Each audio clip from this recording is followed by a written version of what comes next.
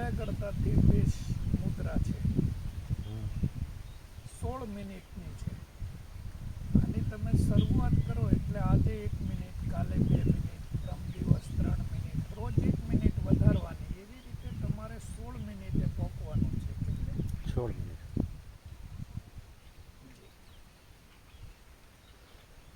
બાપુ, તો ધીરે ધીરે 16 મિનિટ સુધી કોઈ સાધક જે છે ઉન્મુની મુદ્રા સાધી લે કે પહોંચી જાય તો એના લક્ષણ કેવા હોય? મતલબ કે શું ચેન્જીસ પોતામાં પ્રાઇમરી આવે? એકાગ્રતા, મનની એકાગ્રતા આવી જાય. ખાલી 2 મિનિટમાં એકાગ્રતા આવી જાય તો પેલી તો 16 મિનિટની વાત છે. એટલે 16 મિનિટ તમારું મન કોઈ એક વિષયમાં એકાગ્ર થઈ જાય એટલે અજ્ઞાત કાફીઓ કોયડાઓ ખોલી નાખે. જે આપણી મન બુદ્ધિથી પરે છે એ બધું દ્રષ્ટિગોચર થવા લાગે. જે આપણા મનોવિજ્ઞાનથી અજ્ઞાત વિશ્વ છે એ બધું દેખાવા લાગે, લૌકિક અને પરલૌકિક.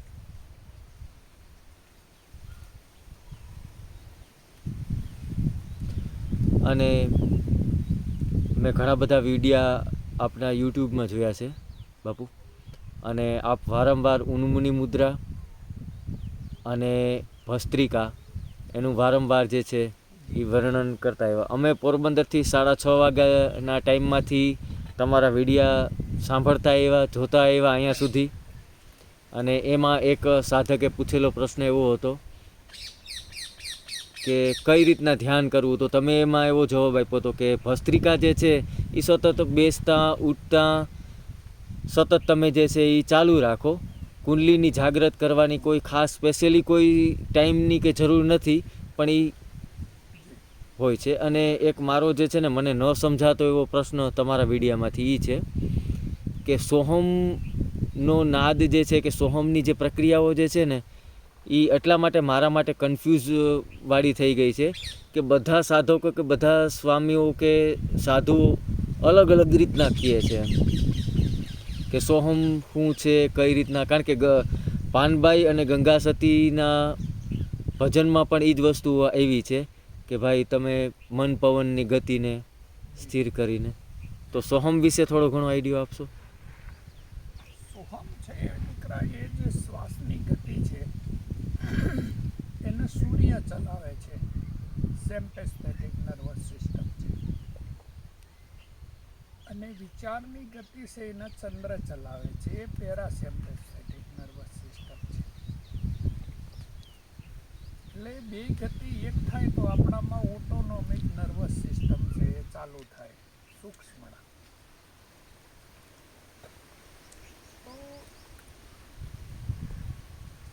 તો બહુ શબ્દોનો સમૂહ એટલે શાસ્ત્ર કહેવાય.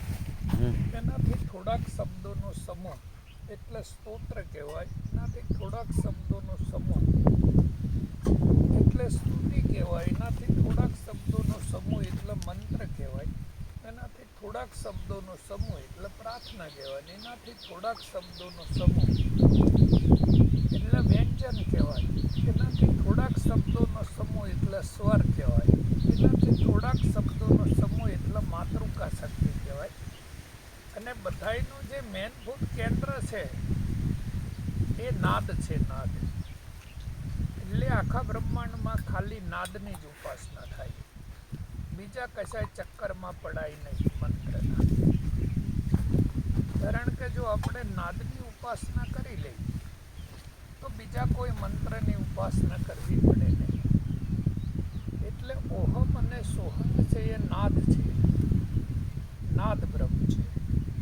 અને જો તમે સીધી નાદ બ્રહ્મની ઉપાસના કરો, તમે કોઈ પણ સંપ્રદાયના હોય, તમે કોઈ પણ ધર્મના હોય, તમે કોઈ પણ પંથના હોય કે તમે કોઈ પણ ગુરુના શિષ્ય હોય, પણ સતવચન એવું છે કે તમારે નાદની ઉપાસના કરવી જોઈએ. નાદ છે એ સોનાની લગડી છે અને મંત્ર છે એ બધાય દાગીના છે. એટલે દાગીના દરેક સોનારે પોતપોતાની મતિ અનુસાર બનાવેલા હોય, પણ એ બધા એમાં ન પડતા સોનાની લગડી છે એ પકડી લેવી સારી. એટલે તમે નાદ બ્રહ્મની ઉપાસના કરો. રોજ રાત્રિએ આપણે સ્વિમિંગ પુલમાં નાવા જેવી તો આપણને નાના નાના રબરના 2 ટુકડા આપે છે. હમ કાનમાં પાણી ના જતું રહે જતું રહે. સિમ્બોલિક પછી મેં લગાવવાના હોય. હા એને લગાવી દો, મેડિકલ સ્ટોરમાં મળે. અને પછી તમે શાંત ચિત્તે રાત્રિએ બધાય સૂઈ જાય, હમ વાતાવરણ શાંત થઈ જાય પછી તમે કાનમાં લગાવી અને નાદ બ્રહ્મની ઉપાસના કરો તો કોન્સન્ટ્રેશન તરત લાગી જાય.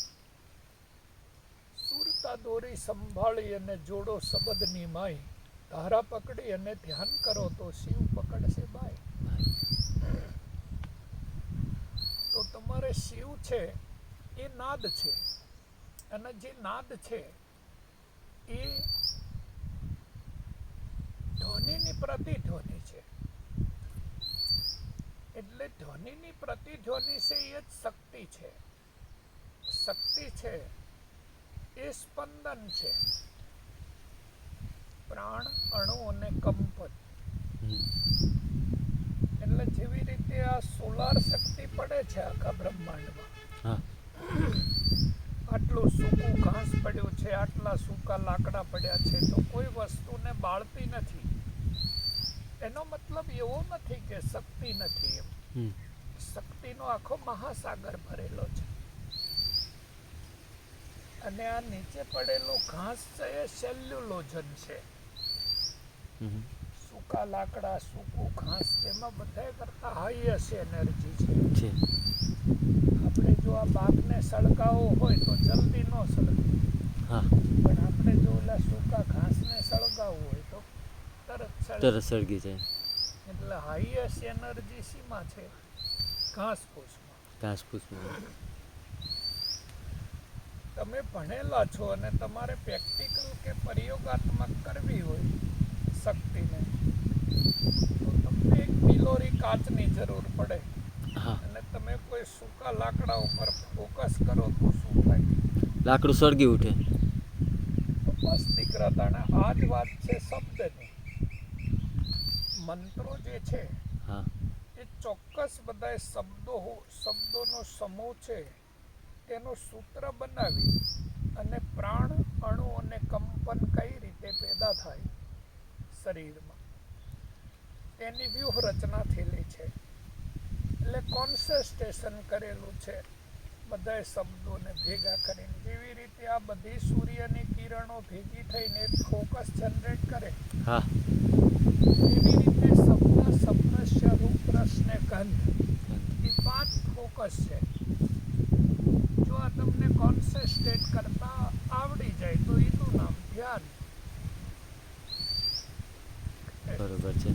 તો બાપા, હું જે છે ને શિવની પૂજા કરતો અને ત્યાં બેસતો અને ત્યાં જલ અભિષેક ને એવું બધું કરતો. તો ત્યાં એક સાધુ હતા, તો મને એ કહેતા કે ભાઈ તારે દીક્ષા લેવી હોય તો મને કહેજે, દીક્ષા લેવી હોય તો કહેજે. તો પછી એને ગાયત્રી મંત્ર જે છે ને એ ટેકનિક શીખવાડી કે ભાઈ ધી જે છે એને વધારે ઓલું કરવાનું. તો હું ગાયત્રી મંત્ર કરતો, સવારના 4:30 વાગે ઉઠી એક્સરસાઇઝ ને રૂટીન બધું કરી અને ગાયત્રી મંત્ર કરતો, ઓમકાર કરતો અને સૂર્ય ઉપર ત્રાટક કરતો.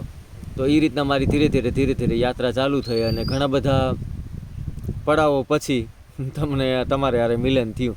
તો હવે જે છે એ ગાયત્રી મંત્ર હું ન કરું અને નાદ આધીન સર્વ જગત, જેમ શાસ્ત્રોમાં જે લખ્યું છે. બિલકુલ. હા આજ સુધી તમે જે કર્યું હોય તે, પણ આજ પછી એક જ વસ્તુ કરો, માત્ર નાદ બ્રહ્મની ઉપાસના કરો. એ સત્યમ પરમ ધીમહિ. જી મહી. તો બાપુ, હું જો હરખો સમજો હોય તો હજી એક વખત રિપીટ કરું, હું ભૂલ ન કરું, કે રાતે જ્યારે સૂવું કે જ્યારે પણ સમય મળે ત્યારે મારા ઇયરફોન સપોઝ બંધ દોરડા વગરના ફોનથી કાઢી નાખું એટલે એ ડટી જ થઈ જાય, તમે જે કહો છો એ. હા, તો એ કર્યા પછી અંદરના અવાજ જે છે એ સાંભળવાની કોશિશ કરવાની. હા બરાબર. તો એ મેં કોશિશ જે છે એ તમારો વિડીયો જોઈ અને મેં કરવાની કોશિશ કરી છે. તો મને એવું થયું છે કે જેમ તમરા બોલતા હોય ને, એ તમરા બોલતા જે છે ને એ ધીરે ધીરે એ સૂક્ષ્મ અવાજ થઈ જાય અને એક પ્રકારની જે છે સીટી વાગી. તો મેં ઘણા બધા મિત્રને એવું કીધું ને, તો એને કીધું કે ભાઈ એ સીટી જે છે ને એ ઘણાને ઈ કે એવી પણ લાગે કે એક પ્રકારની નબળાઈ કે એક પ્રકારનું કોઈ રોગ પણ ઈ કે હોઈ શકે એમ. ના ના, ચિત્તની શુદ્ધિ થાય ને તો જ એ શૂન્યનો નાદ છે. નાદ વગરની શૂન્ય ના હોય. હમ. એટલે એ જે સીટી વાગી ને એનો મતલબ થાય કે તું શૂન્યમાં પ્રવેશ કરી, એ ત્યાંનો સિગ્નલ. સિગ્નલ છે. એટલે લોકો ગમે તે વાત કરતા હોય પણ હા. એ બિલકુલ પોઝિટિવ હાસું છે. બરોબર છે. તમારા ચિત્તની પવિત્રતા છે એ નાદનું પ્રતીક છે. પ્રતીક છે. એટલે આપને જેટલો ક્લિયર નાદ સંભળાય એટલી આપની ચિત્ત શુદ્ધિ છે એ થઈ છે એવું નક્કી થાય. બરોબર. યા આપને શૂન્યમાં પ્રવેશ કર્યો છે એ એનો સિગ્નલ છે. બરોબર છે. નાદ બની શૂન્ય ના હોય. તો પછી ધીરે ધીરે બાપુ એનું નેક્સ્ટ સ્ટેપ આગળનું પગલું શું હોઈ શકે? એ નાદ સંભળાણો, એક અવાજ સંભળાણો, અને જ્યારે જ્યારે પણ હું ઓફિસના કામમાંથી આપણે આમ રિલેક્સ થઈને એનો ગહેરો ઊંડો શ્વાસ લે, પછી રિલેક્સ થઈએ તો એ પછી સેમ વગર ઇયરફોને પણ એ વસ્તુ જે છે એ પકડાય છે હવે. જેમ જેમ ડીપમાં જશે ને નાદમાં, એટલે નાદ જ્યાંથી પ્રગટ થઈ રહ્યો છે ત્યાં જ્યોતિ છે, બિંદુ છે, એટલે એના દર્શન થઈ જાય એટલે યાત્રા પૂરી થાય. હવે તે બરાબર વન વે પકડ્યો છે એ વાત નક્કી થાય. સર્કલ હવે જ્યારે આવે જ્યારે આવે ત્યારે બરોબર છે, બરોબર છે. એ નાદ બ્રહ્મની ઉપાસના કરો દીકરા, અને વાણીના દેવતા અગ્નિ છે. હા. એટલે નાદના ઓલા શેડે જ્યોતિ છે. હા. જ્યાંથી નાદ પ્રગટ થાય. આ તો શિવપુરાણના સ્ટાર્ટિંગમાં આવે ઈ જ છે ને? હા. બ્રહ્માજી અને વિષ્ણુજીને બેયને અલગ અલગ છેડા માટે મોકલ્યા કે ક્યાં છેડો છે, તો જ્યોતિનો છેડો ગોતવા ગયા હતા. તો હા. પેલા શેડે જ્યોતિ છે અને આ શેડે નાદ છે. તો સ્વામીજી તમને કોઈ પ્રશ્ન નથી? તો સ્વામીજી એક હજી થોડુંક આગળ તમે કહેતા હોય તો પૂછી શકું? તો મારે જે છે એ સવારે ઉઠી અને પહેલાં ઉન્મુની મુદ્રા જે છે એ સાધવાની, અને નાદ જે છે એ સાંભળવાની કોશિશ કરવાની ઇયરફોન નાખીને, અને ધીરે ધીરે મારો રસ્તો જે છે એ ક્લિયર થઈ જશે. પણ એક વસ્તુ જે છે ને મનમાં સ્વામીજી પ્રશ્ન જે છે એ છે કે તમે કહેતા હતા કે આમાં પાગલ અવસ્થા પણ આવી શકે અને એનો પ્રવેશ દ્વાર પણ થઈ શકે, ત્યારે હાથ કોણ ચાલે? આપની કૃપા હોય તો જ થાય ને. નહીં નહીં, તમે ગમે ત્યારે એ સિચ્યુએશન સર્જાય એટલે કુંડલીની મહાશક્તિ તમારું નિયંત્રણ કરવાનું ચાલુ કરે. તમને ઈશ્વરે જબરજસ્ત કવચ આપેલું છે અને એના ઓરા કવચ કહેવાય. હા. એટલે તમારી ઓરા તમારું તરત નિયંત્રણ કરવા માંડે. કોઈ માનવ નાભી હોય હા. તો એ સાધક સલામત જ હોય, એના કોઈ પ્રોબ્લેમ ન હોય. બીજા જે થાય કુદરત જે છે એ ટચે ન કરીએ કે તને કોઈ વ્યક્તિએ ઘડીએ. ખરા ઓરા લેવલમાં પ્રવેશ કરવાની શક્તિ ન હોય કોઈ. બરોબર છે. તારી કુંડલીની જાગી નથી કે પોતે નિયંત્રણ કરવા લાગી નથી. એટલે જરીકે ક્યાંય થઈ જ જવાનું છે એમ. તો બાપુ કુંડલીની જાગૃત થાય એના લક્ષણો થોડો ક્યાં હોઈ શકે? એ તો દીકરા જે ઘડી એ વર્તમાન સમયની અંદર તમને જે અનુભૂતિ થાય ને એનું કોઈ વર્ણન નથી. એ અનુભવ ગમ્ય માર્ગ છે. એ દરેક વ્યક્તિને અલગ અલગ અનુભવ થાય. એટલે તમારા જન્મો જન્માંતરોની યાત્રા હોય એટલે તમારે એ રીતની તમને અનુભૂતિ થાય. કુંડલીની શક્તિ જાગૃત થાય એટલે તમારે અનુભૂતિ અલગ અલગ થાય. બરોબર છે. પણ કુંડલી શક્તિ જાગૃત કરવી બહુ જરૂરી છે અને નિર્ભયતાથી કરવાની. એટલે ભય રાખવાનો નહીં. એટલે તો કુંડલીની શક્તિ જાગૃત થાય એટલે એ પોતે જ આપણું નિયંત્રણ કરતી હોય. કોઈ માતાએ આપણને જન્મ આપ્યો પછી આપણે ક્યાં ચિંતા કરવાની હોય છે? માતા સ્વયં પરવરિશ કરતી હોય છે જ્યાં સુધી આપણે પગભેર ઊભા ના થઈ જઈએ અને આપણી યાત્રા આપણે જાતે ના કરવી ત્યાં સુધી વ્યવસ્થા છે જ પ્રકૃતિ. કુંડલીની મહાશક્તિ તો બહુ 1000 વોલ્ટેજ ઊંચી વાત છે સ્થૂળ જન્મ કરતા સૂક્ષ્મ જન્મ. તો ત્યાં બી પ્રકૃતિ મોજૂદ જ છે તમારું નિયંત્રણ કરવા. એટલે કોઈ ચિંતા ના કરો અને પહોંચી જ જાઓ. સ્વામીજી મને આ મેડિટેશન જે ચાલુ છે ને એ ચાલુ દરમિયાન મને ટૂંકમાં હવે એક એવો જ આભાસ ચાલુ રહે છે કે જે કંઈ પણ છે ને એ બધું થાય છે, હું કરતો નથી. બધા કરતાં બહુ ઉત્તમ અવસ્થા કહેવાય દીકરા. અને કરવાનું બી એટલું જ છે. હા તમે ખાલી પ્રાણ જ છો એટલે